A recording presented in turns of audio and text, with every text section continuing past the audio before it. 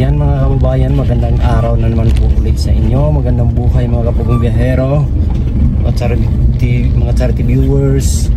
Magandang buhay sa inyong lahat mga kababayan. At kahapon ay nabisita natin si PB Panday at kinukongratulate natin sa kanyang bagong bahay na kunting-kunti na lang at matapos na mga kababayan. So bilang kaibigan, bilang kasamahan sa Pugong Biyahero, ay masaya tayo sa mga achievement na nakamit ng ating kaibigan na si PB Panday. So natutuwa lang ako mga kababayan kasi meron na talaga siyang sariling bahay. Maraming nagsasabi na sa susunod ay tayo na naman. So pinapangarap ko din yun mga kababayan. Pero dahan-dahanin lang po muna natin. Hindi na natin biglain. Kasi yung naipon natin ay hindi pa sapat para ipatayo ng bahay. Kasi hindi basta-basta po talaga yung magpatayo ng bahay mga kababayan. Kaya nagpapasalamat din ako sa sponsor ni PB Panday na tumulong financially sa kanyang tinatayong bahay, kaya malapit na matapos. Thank you po Ma'am Sidiki. Yan, maraming salamat sa pagsuporta kay PB Panday. At nabisita ko rin kahapon mga kababayan yung Key Sisters. At ayun, ang malaki ng pinagbago sa kanilang pag-aaral. At malaki na yung mga grades nila kasi nakapokus na sila sa kanilang pag-aaral mga kababayan. We hope na tuloy-tuloy yung kanilang pag-aaral ng mabuti para din yan naman sa kanilang kinabukasan. Hindi yan para sa kay Sir Paul, hindi yan para sa sponsor, hindi yan para sa team, kundi para yan sa kanila, sa Key Sisters. Pagbutihan lang nila ang kanilang pag-aaral. At sa lahat ng mga sponsor or sa lahat ng mga scholar ng PB team sa Pugong Biyahero, sana pagbutihan nyo ang yung pag-aaral. Kasi sa panahon ngayon, bihira na po yung ganyan na may mag-sponsor, may magpa-aral.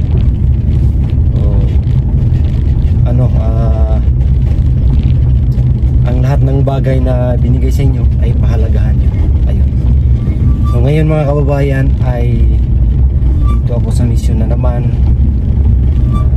Ang mission natin ngayon ay kukunin yung package kasi nakatinggan na doon sa budiga, hindi pa na claim.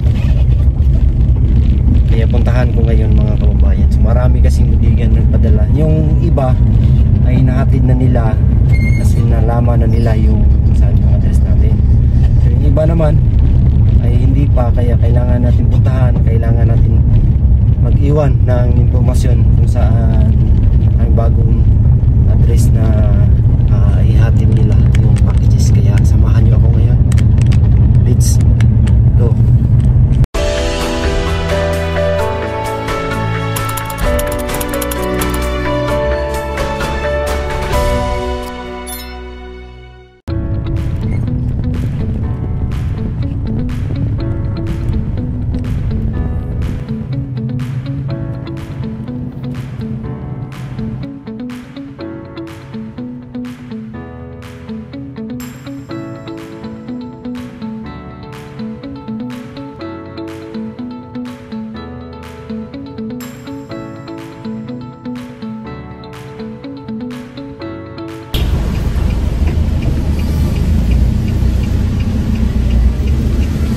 Ma'am, pwede mo utana ma'am? Asal pitag kalye pogi din ma'am?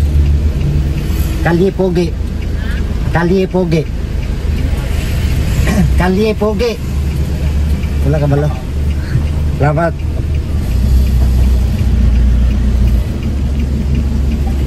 Tanong tadi dito mga kababayan, kasi natin kabisado yung kalye na sinabi ng nagpadala. So tanong tayo sa kalye pogi daw. So sigurado maraming pugi siguro dyan. Kalye na yan.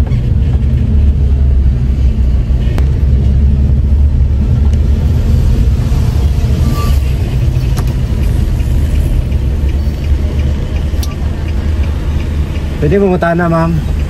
Asarapit ng kalye pugi diri, ma'am.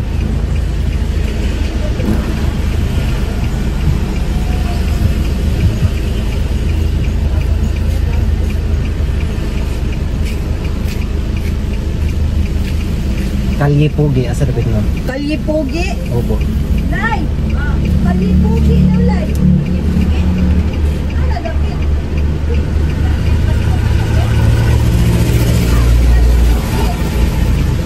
Talaga, apa? Di ba ito, magmuna niya? Baryo Ugok? Baryo Pugi daw ba? Diya, Nani, Baryo Ugok, diya. Wala pa. Naay mga kuan, ma'am, may mga package. Na yung mga package? Oh, budiga sa package.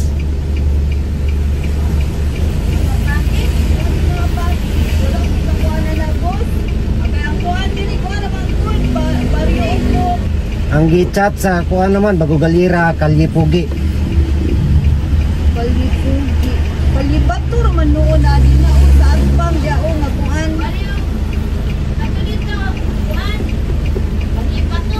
Palibato, Baryo Ugok, ana.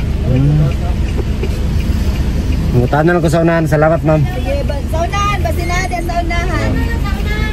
Sige, thank you. Hindi nila alam saan yung kali na maraming pugi. Kali pugi daw. Anong ready sa unahan?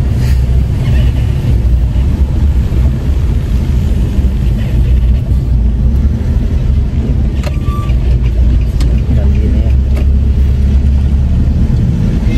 Hirap naman hanapin. Mas maigi talaga yung natin yung package pag ganito. Hassle din.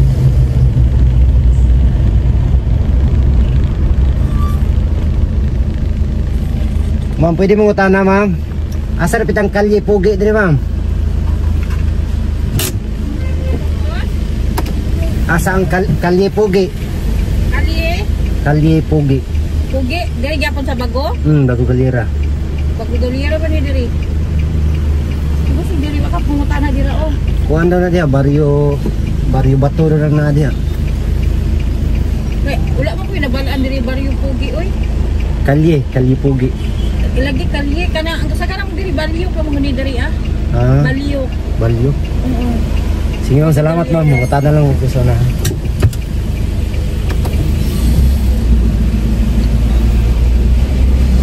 Hirap talaga pag ganito. Ang binigay na address kasi Kalipugi lang, hindi nagbigay ng katabing building, wala hindi rin nagbigay ng kung anong landmark.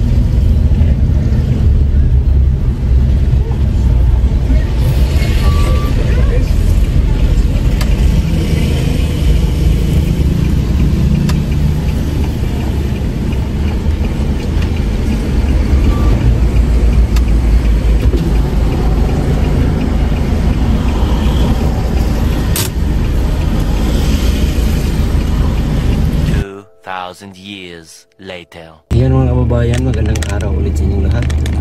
Kahapon ay hindi natin nakuha yung package kasi yung number na tinawagan natin ay hindi makontak at nasayang yung oras natin kahapon mga kababayan. Naghanap tayo at may mga tinanungan tayo para rin silang alam. So ngayon, tinawagan ko umaga, napunta ko na at nalaman natin kung saan yung kanilang budiga. So yung Kalipugi, babalikan natin ngayon para makuha yung package, kasi pag hindi yun makuha masayang yun mga kababayan. Babalikan natin. Hassle itong ginagawa natin, pero wala tayong magawa. Kunin talaga natin mga kababayan kasi pinaghirapan yan ng ating mga kababayan na nagpadala. hindi yan pinulot yung pera doon sa ibang bansa. So kunin na naman natin. Samahan niyo naman ako. Tara, let's go. So dalawang araw tayong maghahanap ng bodega, ng package mga kababayan. Grabe na to, pero ayos lang.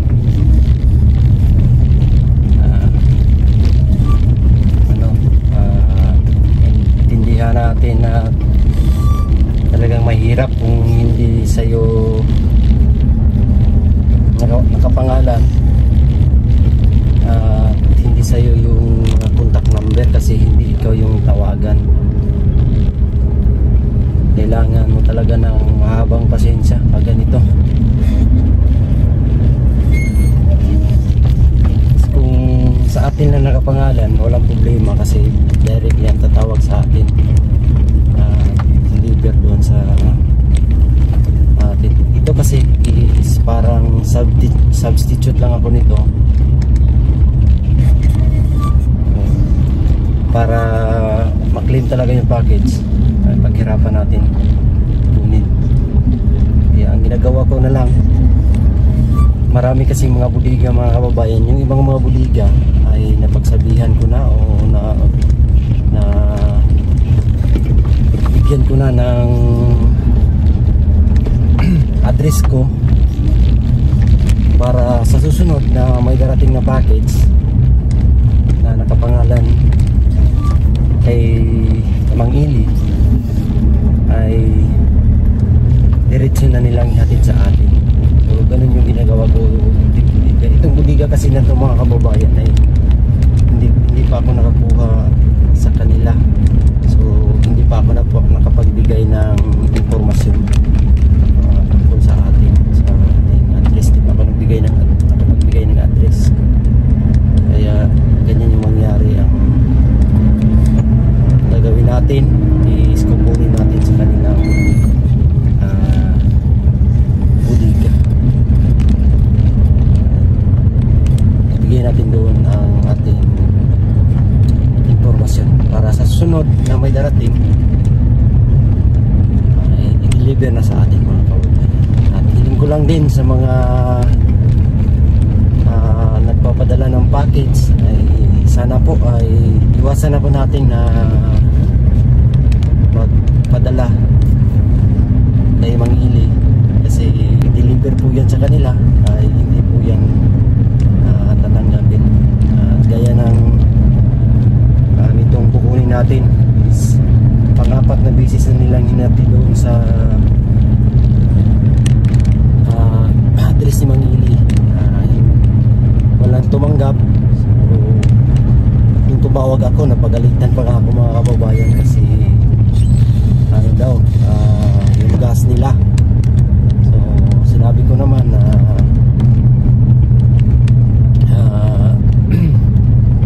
wala akong ano dyan kasi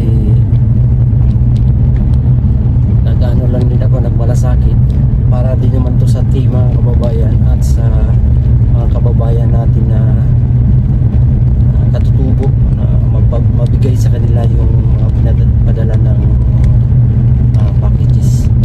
Kaya ngayon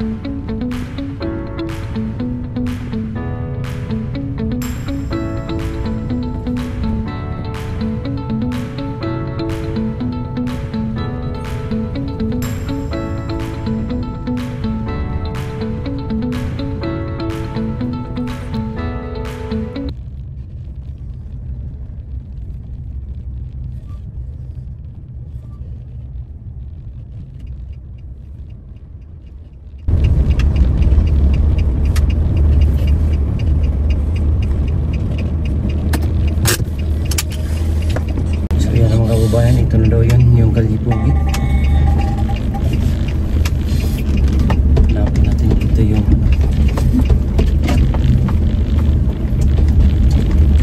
nilang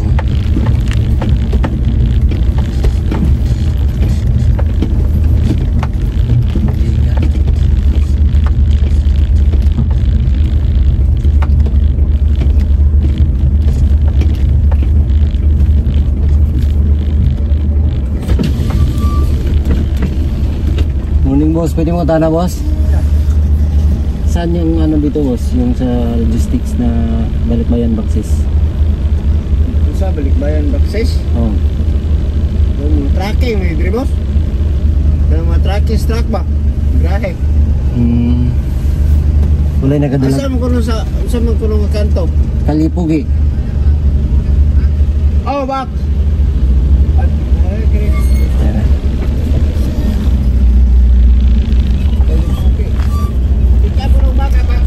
Yan. Oo. Kay Pukumbero? Oo, Pukumbero. Dulo? Sa dulo, sit, salamat. Sa wakas, nandito na mga kababayan. Ano yan?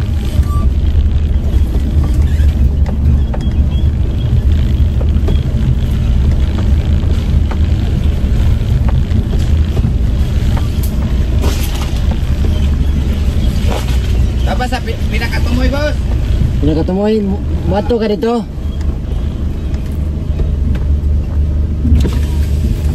Mato ka dito? Oo. Sakay lang dre. Ari-ari lang ko likod. Sige, sige. Eh. Basig maapre na boss ha. Okay.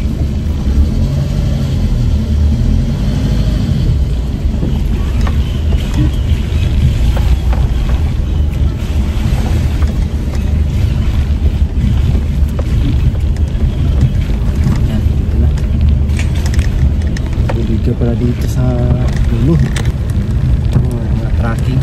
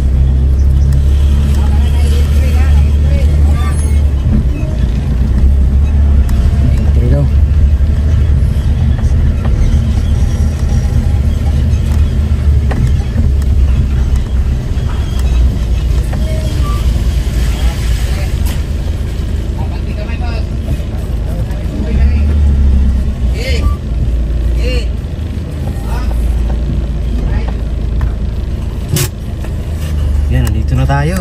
Ayan, ang hirap pala talaga hanapin mga kababayan.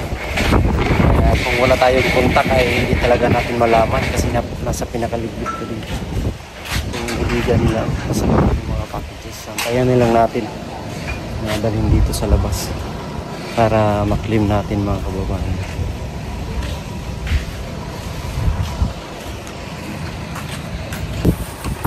Ayan, may yung Baksis. Hey, Sir Neely Rodriguez from New York.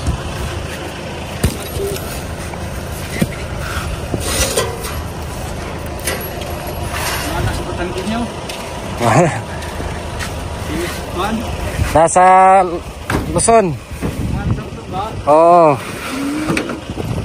Pila na ka-box, boss? Tulo. Tulo. Ngayon. ID boss. Sige.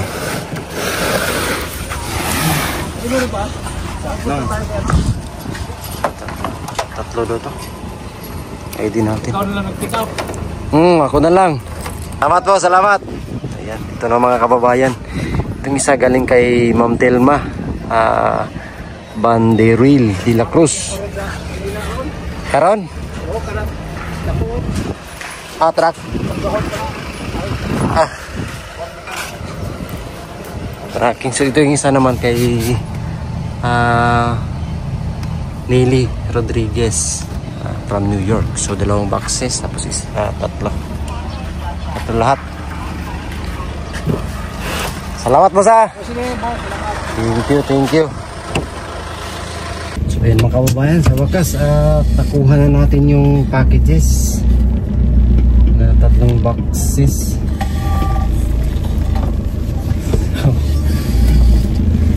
Pinahirapan tayo sa kalisod sa paghanap ng kanilang bodega. Dito lang pala.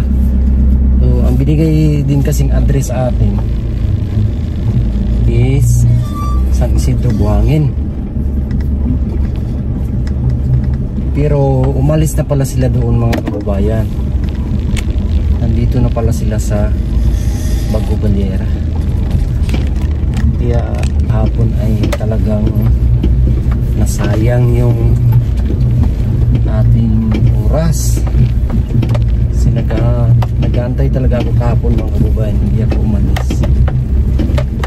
Kaya umabot ng tanghali,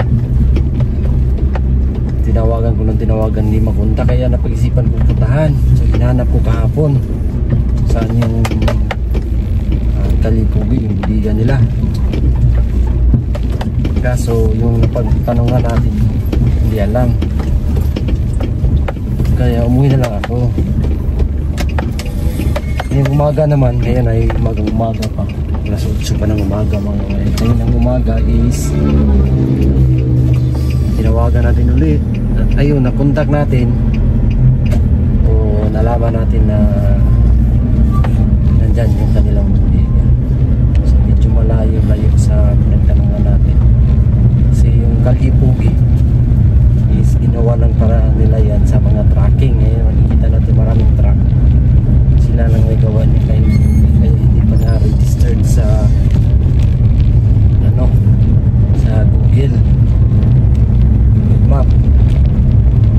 May ginalaman na natin ngayon.